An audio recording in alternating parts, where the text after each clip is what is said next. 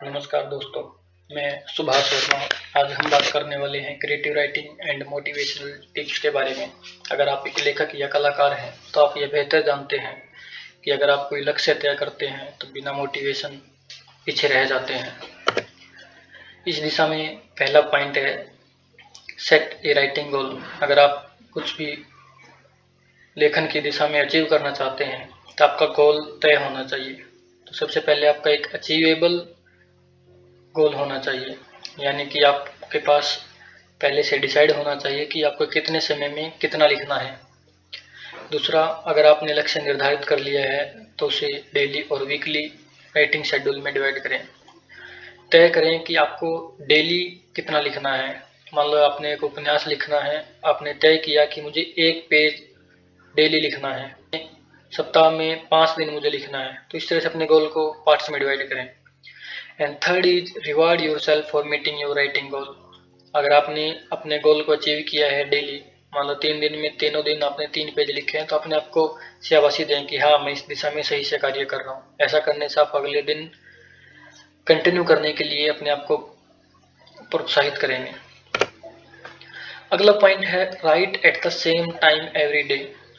देखिए, इसे समझने के लिए जरूरी है कि हम ये समझें कि क्रिएटिविटी क्या है। क्रिएटिविटी यानी आप कुछ नया सोच रहे हैं, आपका दिमाग कुछ नया सोच रहा है। आपका दिमाग नया कैसे सोच पा रहा है? क्योंकि हम अपने दिमाग के एक हिस्से को ट्रेंड कर रहे हैं। ये बता रहे हैं कि आपको पर्टिकुलर टाइम पर एक क्रिएटिव वर्क में इन्वॉल्व होना है। हमारा दिमाग इस तरह से बिल्ट नहीं है कि हम कुछ भी पूरा दिन 24 घंटे 24/7 कुछ भी नया सोचते रहें। नहीं, तो हम अपने दिमाग को ये ट्रेंड कर रहे हैं कि हम एक पर्टिकुलर टाइम पर एक क्रिएटिव वर्क में इन्वॉल्व होने वाले हैं। ठीक है, तो जब आप दिमाग को ये बताएंगे कि मुझे इस पर्टिकुलर टाइम में लिखना है या क्रिएटिव वर्क करना है, तो हम उस पर्टिकुलर टाइम पे हफ्ता, 10 दिन, 1 महीने तक एक्सरसाइज करेंगे, तो हमारा दिमाग उस पर्टिकुलर टाइम पर क्रिएटिवली सोच पाएगा। ये वास्तविक फैक्ट है जो मैं यूज करता हूँ। ठीक है, तो set a specific time each day to write. Particular time decide करें जब आप बेहतर लिख सकते हैं। अगर आप कंटिन्यू ऐसा करेंगे तो एक पर्टिकुलर टाइम के बाद उस टाइम पर आप बेहतर क्रिएटिवली सोच पाएंगे। Create a dedicated writing space. Dedicated writing space आपके पास होना चाहिए जहाँ पे आपको कोई डिस्टर्बेंस ना हो। आप घर के कोने में, पार्क में, किसी रेस्टोरेंट में बैठ करके लिखना पसंद कर सकते हैं, मगर वो आपकी चॉइस का होना चाहिए, वो आपके लिए डेडिकेटेड होना चाहिए। ऐसा नहीं कि आज आप जहाँ पर बैठे हैं कल को कोई और आकर के वहाँ पे डिस्टर्ब करें। तो ये आपका एक डेडिकेटेड स्पेस होना चाहिए लिखने के लिए, ताकि आप बेहतर परफॉर्मेंस दे सकें। यूज प्रॉम्प्ट्स और writing exercise to get started when feeling stuck. अक्सर क्या होता है कि हम सारी तैयारी करके बैठे हैं, लक्ष्य भी हमने डिसाइड कर लिया, कॉपी पेन हमारे सामने रखे हैं, मगर हम लिख नहीं पा रहे।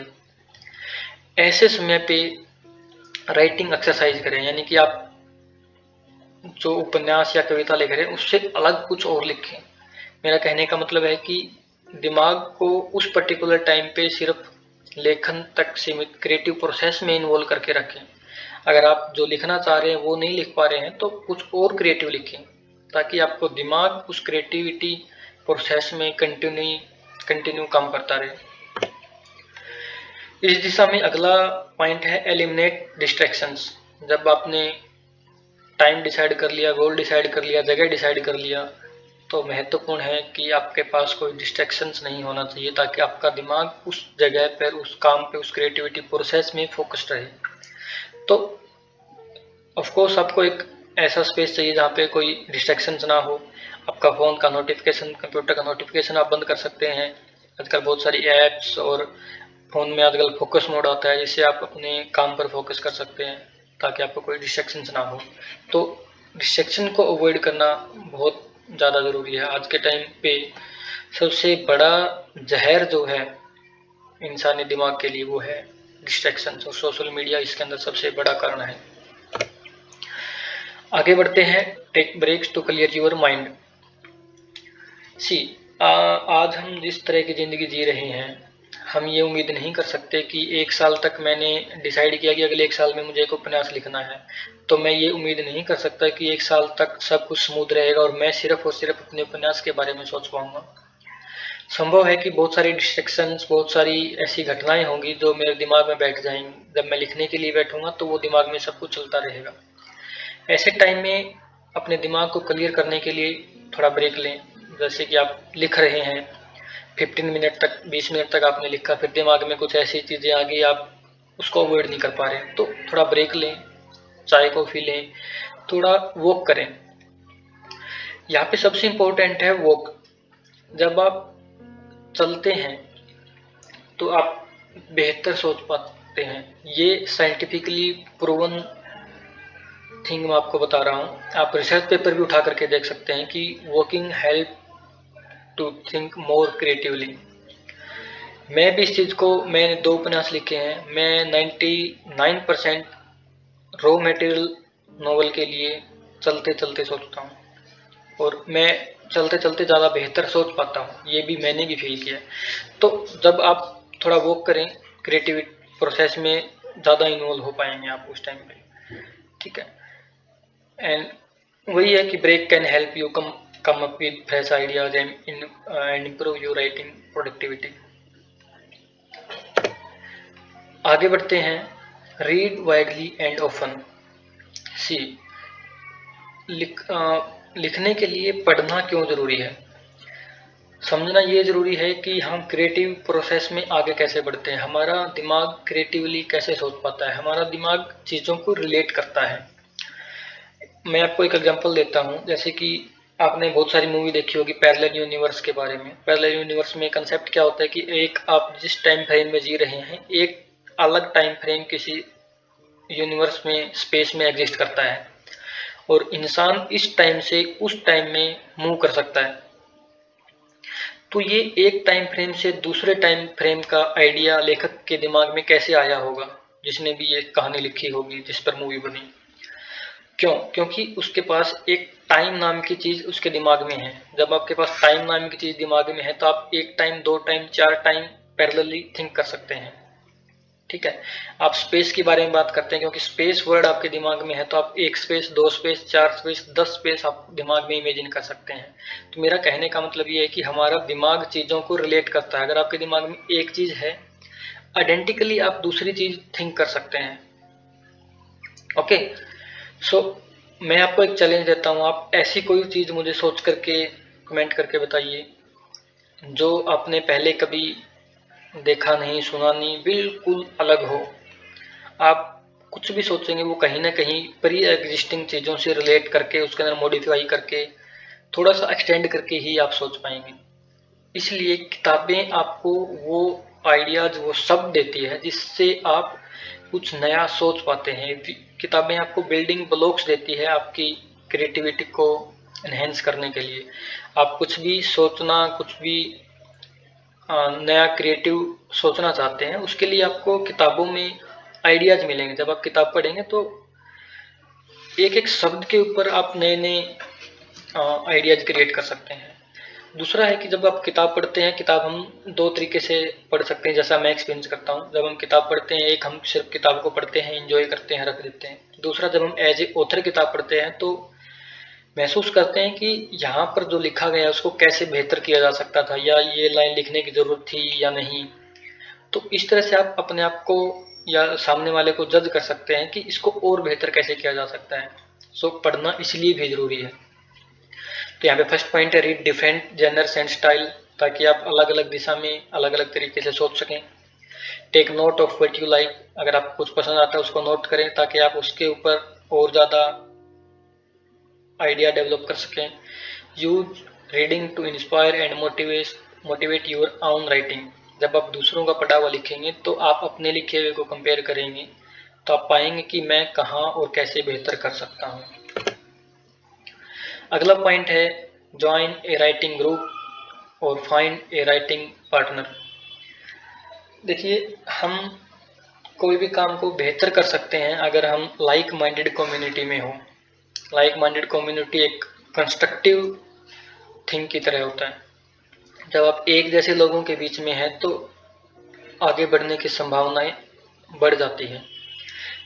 आजकल सोशल मीडिया आपके पास है तो आप ऐसे ग्रुप ज्वाइन कर सकते हैं, लेखकों के संपर्क में रह करके ऐसे लोगों से बातचीत कर सकते हैं कि मैं इस दिशा में कैसे बेहतर कर सकता हूँ। तो सबसे पहला पॉइंट है meet fellow writers and share your work.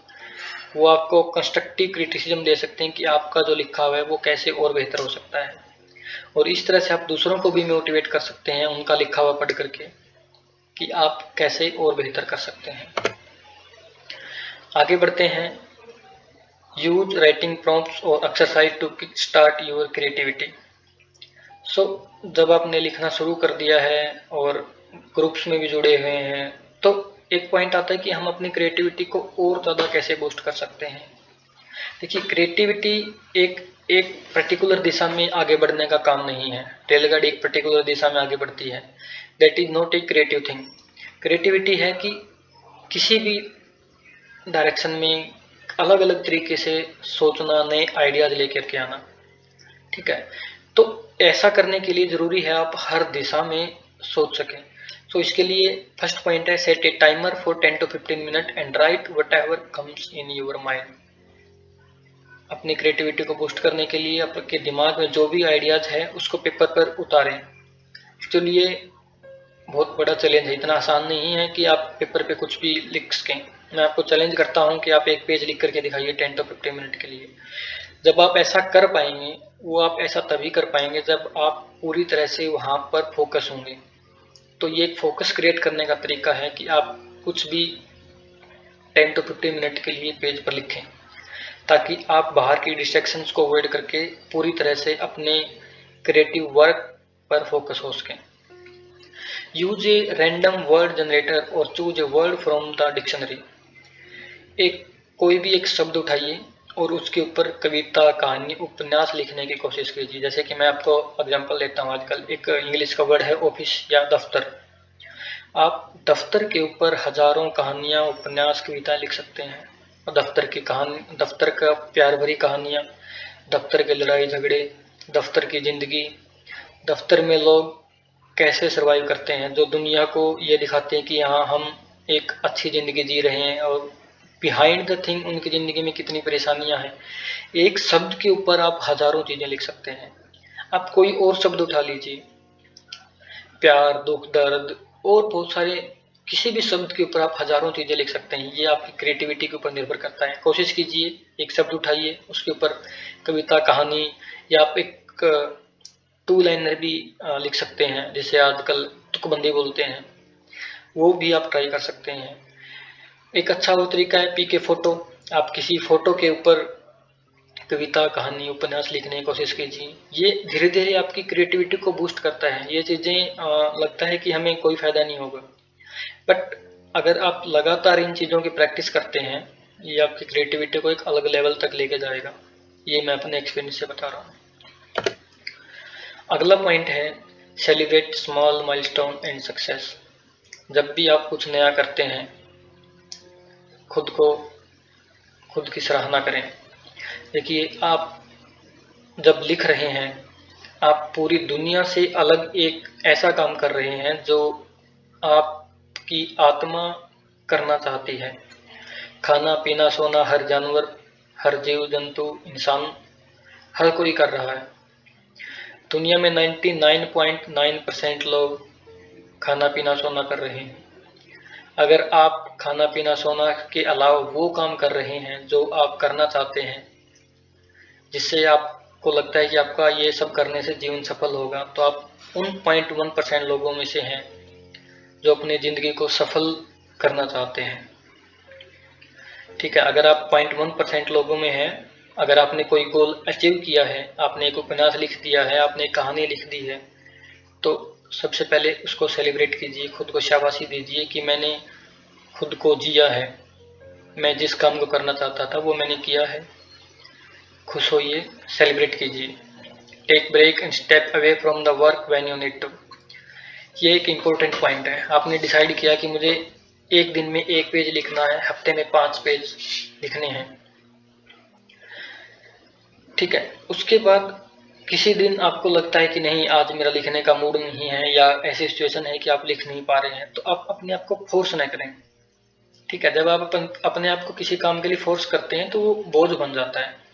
आप लिखें क्योंकि आप उसको लिखना चाहते हैं, क्योंकि आप उसके लिए इंटरेस्टेड हैं, न कि आप लिख इसलिए रहे हैं कि आपके ऊपर दबाव है। इसलिए अगर नहीं लिखने का मन है तो आप ब्रेक ले सकते हैं।